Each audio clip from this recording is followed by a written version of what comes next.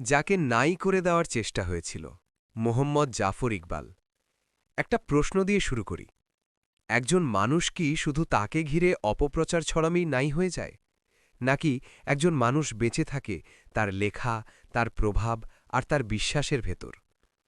আজ আমরা কথা বলবো এমন একজন মানুষকে নিয়ে, যিনি শিশু কিশোরদের কল্পনার জগৎ বদলে দিয়েছিলেন, যিনি বিজ্ঞানকে গল্পে এনেছিলেন, যিনি মুক্তিযুদ্ধকে বানিয়েছিলেন ভবিষ্যতের পাঠ। তিনি মোহাম্মদ জাফর ইকবাল। একটা সময় ছিল বাংলাদেশে কিশোর সাহিত্য মানেই ছিল তার নাম। স্কুলের ব্যাগে লুকিয়ে থাকা বই, হোস্টেলের বানিশের নিচে রাখা উপন্যাস, বিদ্যুৎ চলে গেলে মোমবাতির আলোয় পড়া গল্প, এই সব কিছুর কেন্দ্রে ছিলেন একজন মানুষ। তার জনপ্রিয়তা ছিল ঈর্ষণীয়।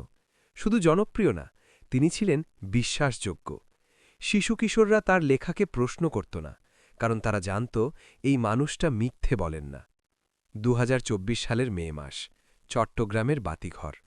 কয়েকজন কিশোর কিশোরীর সঙ্গে কথা হচ্ছিল আমার। সাধারণ আলাপ, সাধারণ প্রশ্ন।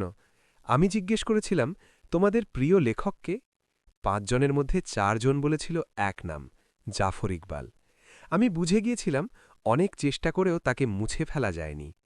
তার বিরুদ্ধে ষড়যন্ত্র নতুন কিছু না, চক্রান্তও না। একাধিকবার তাকে টার্গেট করা হয়েছে। একবার নয়, হত্যানো চেষ্টা হয়েছে। একজন লেখককে হত্যা করার মানে কি? মানে শব্দকে হত্যা করা, ভাবনাকে হত্যা করা, একটা প্রজন্মকে অন্ধকারে ঠেলে দেওয়া।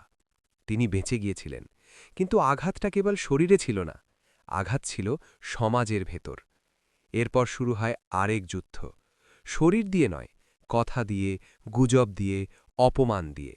তাকে ধীরে ধীরে বানানো হল বিতর্কিত, অগ্রহণযোগ্য, মন্দ। কারণ কি?